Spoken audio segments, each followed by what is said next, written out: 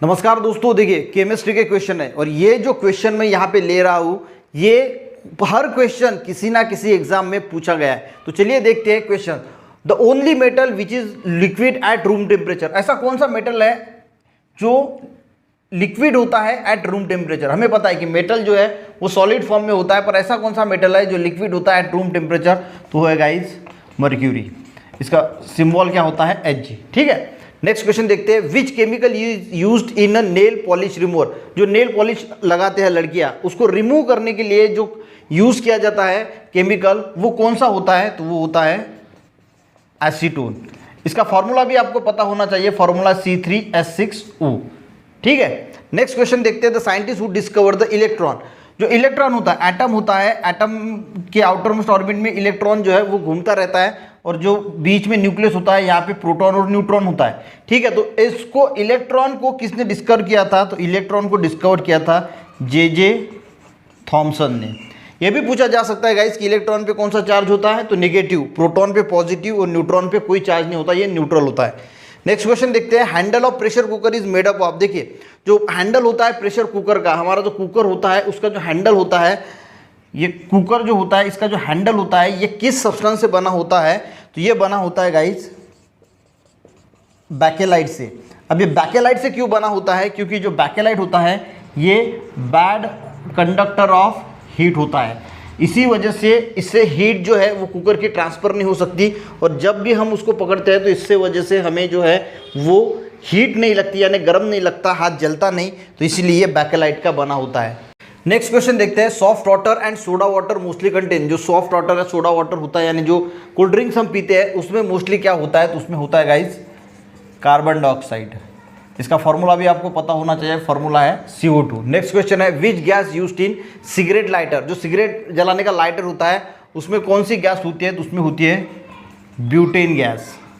ठीक है, next question देखते हैं। ये सभी क्वेश्चन गाइस किसी ना किसी एग्जाम में आए हुए हैं, आप कोई एग्जाम का पेपर देख लेना, कोई ना कोई क्वेश्चन आपको जरूर वहां पे दिखेगा।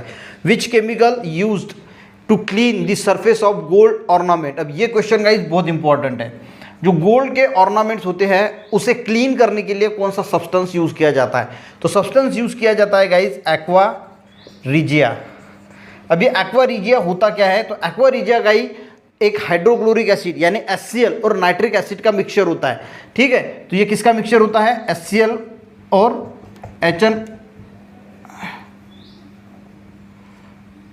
HNO3 sorry nitric acid. ठीक है, ये हो गया हमारा नाइट्रिक एसिड। तो नाइट्रिक एसिड और HCl का एक्वा रिजिया मिक्सचर होता है, और कई बार एग्जाम में पूछा जाता है कि इसका प्रोपोर्शन क्या होता है, तो इसका प्रोपोर्शन होता है 3:1, यानी अगर 4 ml एक्वा रिजिया है तो उसमें 3 ml HCl होगा और 1 ml HNO3 होगा, यानी 3 पार्ट HCl के और 1 पार्ट HNO3 का, यानी नाइट्रिक एसिड का, तो उसको बोला जाता है एक्वा रिजिया।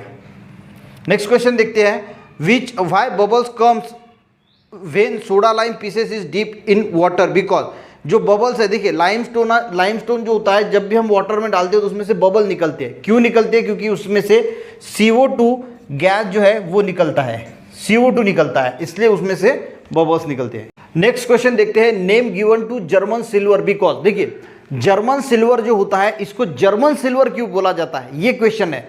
अब इसको जर्मन सिल्वर इसलिए बोला जाता है क्योंकि इट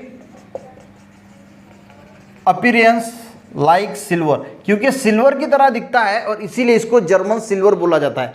एक क्वेश्चन इस जर्मन सिल्वर के बारे में एग्जाम में पूछा जाता है कि जर्मन सिल्वर में कितना % सिल्वर होता है। अभी आपको कंफ्यूज कर सकता है कि जर्मन सिल्वर में कितना % सिल्वर होता है, तो इसका आंसर है गाइस 0% सिल्वर होता है, इसमें सिल्वर होता ही नहीं है। बात आ रही सिल्वर की, तो सिल्वर को Ag से डिनोट किया जाता है और इसका एटॉमिक नंबर है 47, ये भी आपको ध्यान में रखना है। नेक्स्ट क्वेश्चन देखते हैं। Which fuel is used in gas welding, gas welding में कौन सा फ्यूल यूज किया जाता है, गैस वेल्डिंग में यूज किया जाता है एसिटिलीन। ये फ्यूल जो है वो जब हम गैस वेल्डिंग, आपने सुना होगा गैस वेल्डिंग, तो उसमें कौन सा फ्यूल होता है, तो एसिटिलीन। नेक्स्ट क्वेश्चन देखते हैं। What is the phenomena of radio activity, radio activity आपने सुना होगा, रेडियो एक्टिव मटेरियल या रेडियो एक्टिव सब्सटेंस, तो ये क्या होता है, ऐसा मटेरियल, ऐसा सब्सटेंस जो अल्फा बीटा और गामा रेज इमिट करता है या फिर पार्टिकल्स इमिट करता है, हम उसको बोलते हैं emission of alpha beta and gamma rays, उसको बोला जाता है रेडियो एक्टिविटी। उस फिनोमेना को बोला जाता है रेडियो एक्टिविटी, यानी जो इमिट करता है अल्फा बीटा और गैमा रेज। नेक्स्ट क्वेश्चन देखते हैं, who is known as the father of modern chemistry. Modern chemistry के फादर किसे कहा जाता है, तो वो बोला जाता है लैवोसियर। लैवोसियर को guys father of modern chemistry बोला जाता है। चलिए नेक्स्ट क्वेश्चन देखते हैं, what is the three state of matter. Matter के कितने स्टेट होते हैं, नहीं कितने स्टेट नहीं, एक्चुअल में यहाँ पे 3 स्टेट पूछा जाता है। कितने स्टेट होते हैं, तो डजन के ऊपर स्टेट होते हैं, यानी 12 के ऊपर बहुत सारी स्टेट होती है। तो कम से कम आपको 5 स्टेट तो पता होना चाहिए। तो पहले 3 स्टेट की बात कर लेते हैं, वो होती है सॉलिड, लिक्विड और गैस। ये 3 स्टेट जो है ये मेन स्टेट होती है, जो मैटर की 3 स्टेट होती है। यहाँ पे पूछा what is the 4th state of matter, तो 4th स्टेट होती है गाइस प्लाज्मा। और 5th स्टेट की अगर मैं बात करूं तो 5th स्टेट होती है बोस आइंस्टाइन कंडेंसेशन, ये होती है 5th स्टेट। 5th स्टेट तक आपको पता होना चाहिए। बाकी अगर स्टेट आपको पता करना है तो मैंने इसके स्पेशल वीडियो बनाया है, आप वो सर्च करना, Ali Baba online learning state of matter आपको मिल जाएगा। ठीक है, नेक्स्ट क्वेश्चन देखते हैं, name the scientist who discovered the neutron. तो न्यूट्रॉन की खोज किसने की थी, तो वो की थी जेम्स चैडविक ने। ठीक है, चलिए नेक्स्ट क्वेश्चन देखते हैं, atoms of element having same atomic number. देखिए सेम क्या है, एटॉमिक नंबर सेम है बट डिफरेंट मास नंबर है, तो उसको क्या बोला जाता है, उसको बोला जाता है आइसोटोप्स।